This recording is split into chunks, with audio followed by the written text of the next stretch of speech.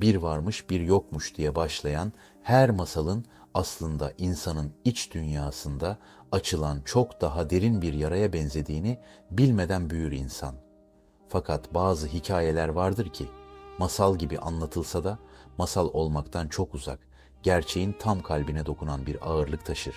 Ve işte bu hikaye de Anadolu'nun uzak bir köşesinde, kışın aylarca toprağı bırakmadığı, rüzgarın taş duvarlara çarpa çarpa sanki insanla konuşmayı öğrenmiş gibi uğuldadığı küçük bir köyde, eski ama hala ayakta kalmayı başarmış bir evin içinde sessizce yaşanan bir kırılmanın hikayesidir.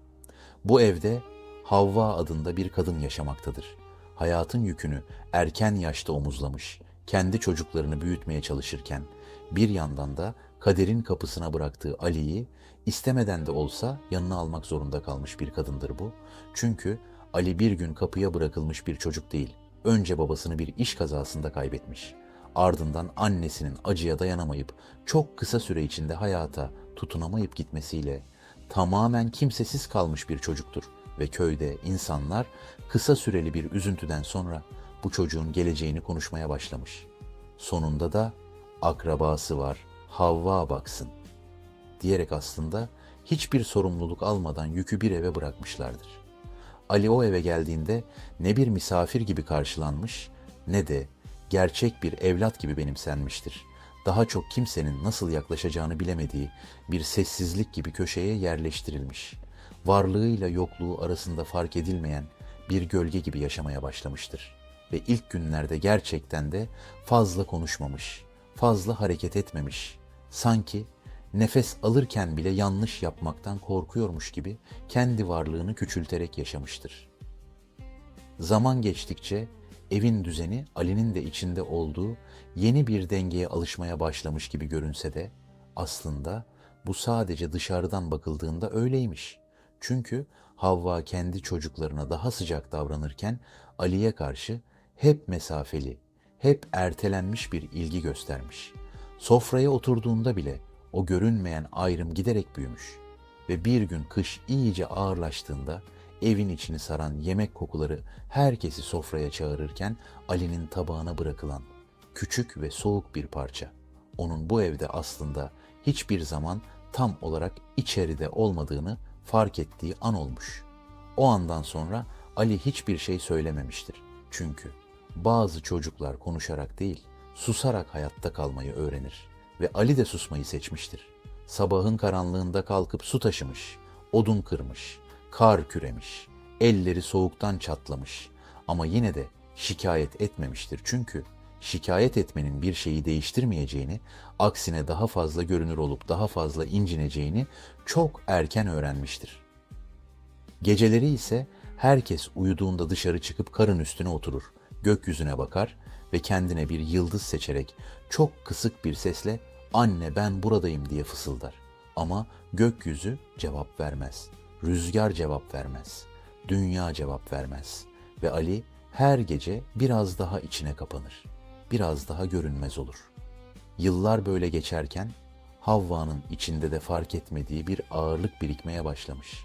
Çünkü o da aslında her şeyi görmesine rağmen çoğu zaman görmezden gelmiş. Bazen hayatın telaşıyla, bazen kendi çocuklarını koruma içgüdüsüyle, bazen de alışkanlığın körlüğüyle Ali'nin giderek silikleştiğini fark etmemiş ya da etmek istememiştir. Ta ki bir gece uyanıp pencereye baktığında Ali'yi karın ortasında tek başına otururken görüp içinin ilk defa gerçekten sızladığını hissedene kadar. O an Havva'nın içinde tek bir cümle yankılanmıştır. Ben ne yaptım? Ve bu cümle aslında sadece bir pişmanlık değil, yılların fark edilmeden birikmiş hatasının sessiz bir çöküşü olmuştur. Ertesi sabah sofraya 3 tabak değil, 3 eşit tabak konulmuş. Havva Ali'yi çağırmış. Ali şaşırmış ama yine de oturmuş. Fakat yememiştir.